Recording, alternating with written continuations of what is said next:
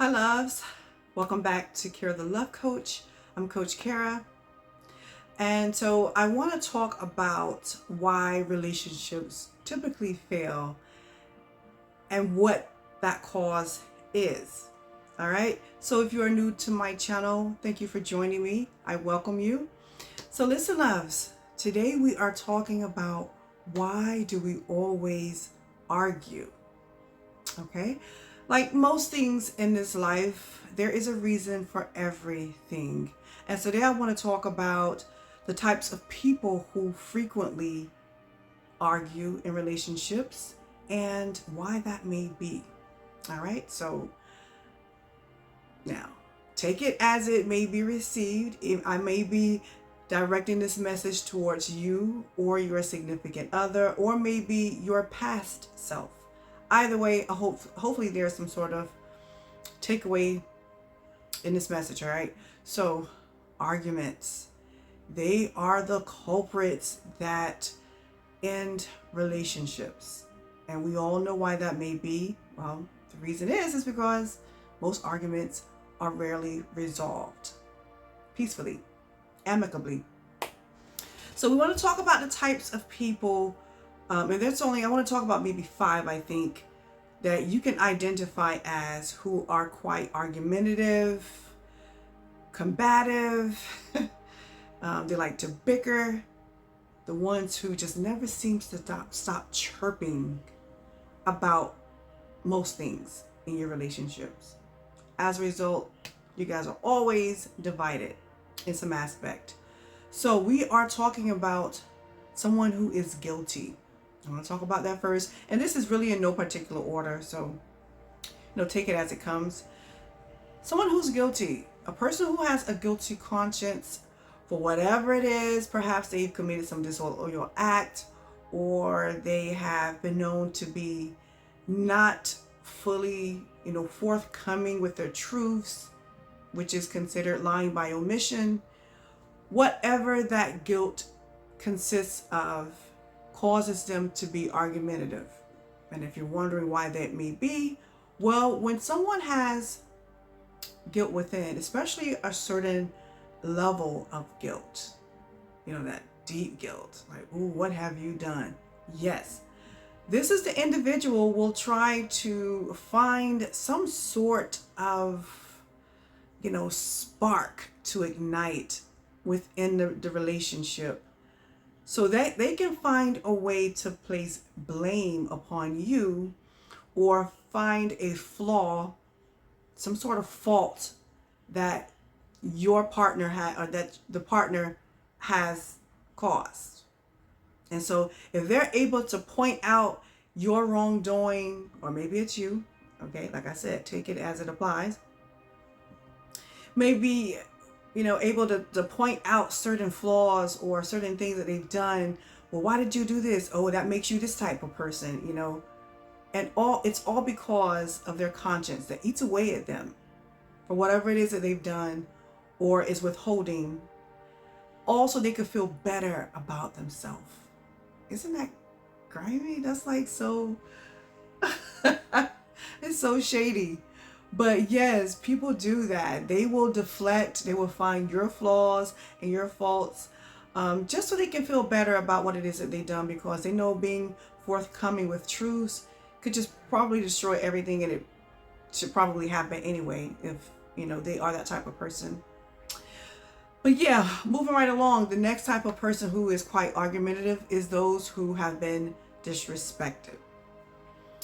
And it doesn't necessarily have to be anything that is quite significant or severe, in that aspect of when it comes to relationships, but just always feeling disrespected. So when your person feels disrespected, they will nitpick about certain things. Why are you leaving your clothes over here? Well, why did you cook this meal versus everything? There's an issue with something. And it's because they've always felt disrespected, or they feel disrespected and not acknowledged in some way. And they want to make it known, but may not know how to express it. Or maybe they have, and perhaps they have a partner who could care less about their feels.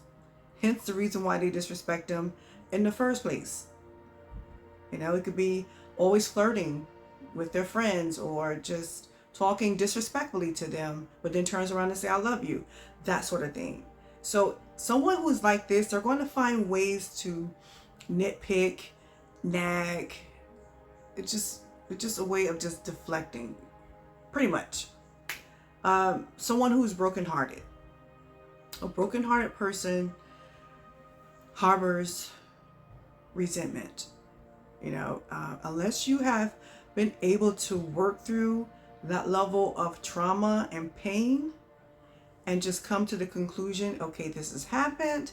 There's no more that I can do about it. I've accepted that. I'm still willing to be with this person because of whatever. Hopefully it's not for love. Okay. And you try to stay in that same frame of mind, positivity and hope, but some kind of way, it always reverts right back to the feels that you had, that you've experienced. And a lot of that could be your intuition tapping away at you, trying to get your attention. Hey, something's still amiss, something's still off, which is why you continuously go back to those negative thoughts and emotions. You can't get over it. And because of that, well, when something happens, you make a big deal out of it. You kind of might go, to the extreme with the argument. It may not have been all of that serious. Why are you late? And you said you're going to be on this and we're going to miss it. And it's like you just explode.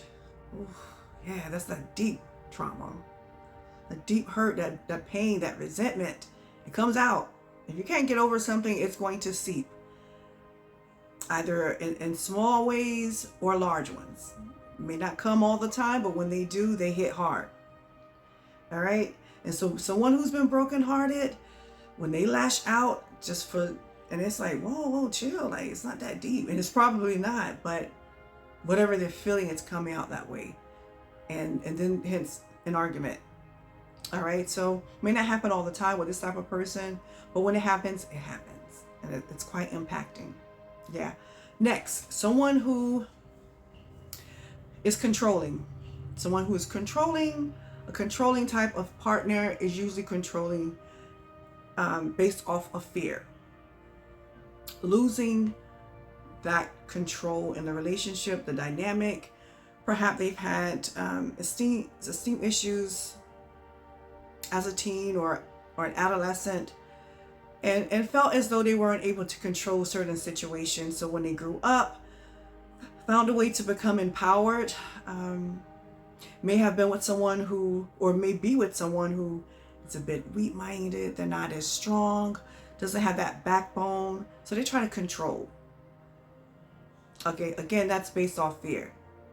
And when someone is controlling, they are very questionable. They're always inquisitive, wanting to know why, where, who, what, when, why.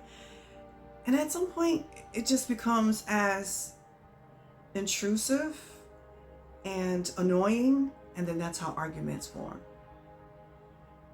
Because they're trying to control a situation out of fear of losing. I don't know if it's just losing the relationship itself or fear of being alone, but fear of losing you, whatever the case may be, whatever their reason for being controlling, it causes arguments. And a controlling person, they like to stand firmly on their word. It's unwavering. They're not really wrong. You're wrong. And it's all because they're trying to maintain that level of exactly what it is. Control.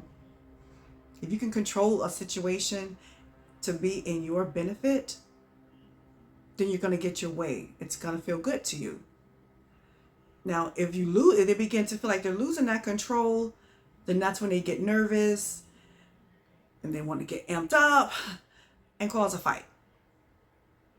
All right. So yet another person who can be quite argumentative. And this may happen quite often, may catch you off guard even. But a controlling type of individual, hey, if an argument is necessary, so be it, so long as they maintain a certain level of control. Next, another argumentative type would be someone who is quite untrusting.